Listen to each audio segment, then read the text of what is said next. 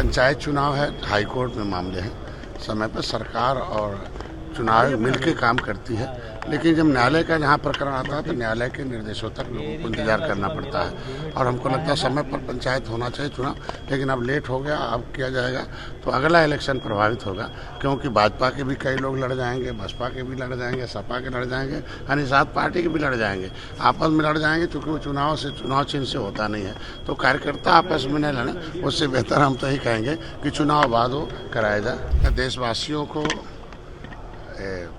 शुभकामनाएं देता हूं कि इस युग में एक मोदी और योगी जो एक पुरुष के रूप में चुना है, जो भी हर कैबिनेट जो होती है उत्तर प्रदेश के विकास के लिए, उत्तर प्रदेश को सर्वोत्तम प्रदेश बनाने के लिए, जनता के हित में लिए और इस देश की जनता की सुरक्षा में जो सेंध मारता हो, उसको परेशान करता हो, उसके विरोध में कानून व्यवस्था के विकास के, चाहे किसी विभाग हो, बारी बारी से हर विभागों के कैबिनेट आते हैं, उस पर चर्चाएं होती हैं और बेहतर ढंग से उस पर चर्चा होने के बाद फिर पास होता है। क्योंकि राजनीति का अभिभावक है जनता के पैसे, जनता के भविष्य का, देश की और प्रदेश की सुरक्षा और उसे विकास में।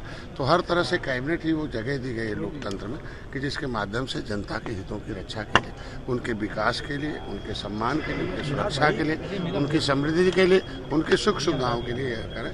जो भी आएगा उससे हमने पास किया जाएगा, जो भी आएगा, और हर क्षेत्र से और काम किया।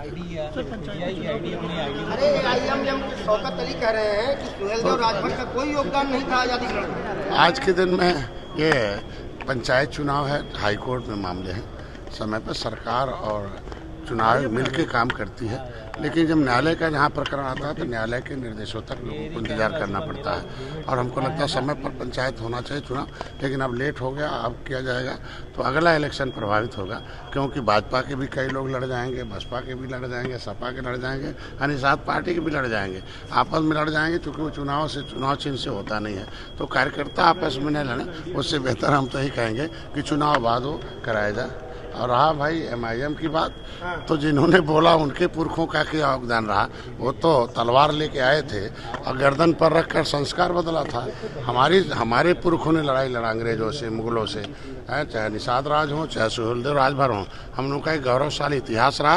क्रिमिनल ट्राइब्स एक्ट इंक्वायरी था समय अंगार उठा के देख रहे कि कौन कौन सी जातियों ने अंग्रेजों मुगलों से लड़ा है, देश में उजड़ा है।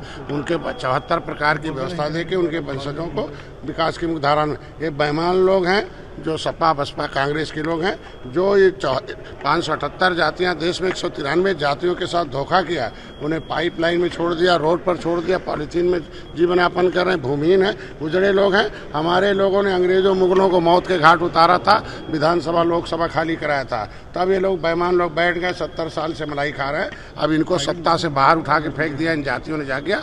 भाई केवल मिल्कमैन और लेदरमैन के लिए हुआ था, खाली मुसलमान के लिए हुआ था, बाकी और जातियाँ कहाँ जाएंगे, अदरमैन कहाँ जाएंगे। सबके लिए सम्मान होना चाहिए, सबके लिए बजट होना चाहिए, सबके लिए कानून बनना चाहिए, सब जाति सब धर्म के लिए बराबर होना चाहिए। वो जमाना खत्म हो गया जब लोग अपने हिसाब से तुष्टीकरण के हिसाब से काम, अब संतुष्टीकरण से राजनीति हो रही है और संतुष्ट हो रहा जनता, तब हम लोगों को ला रहा। सर पीएम मोदी कह रहे हैं 1 नेशन 1 इलेक्शन हमारी प्राथमिकता है। 1 नेशन 1 इलेक्शन नहीं तो और क्या होना चाहिए।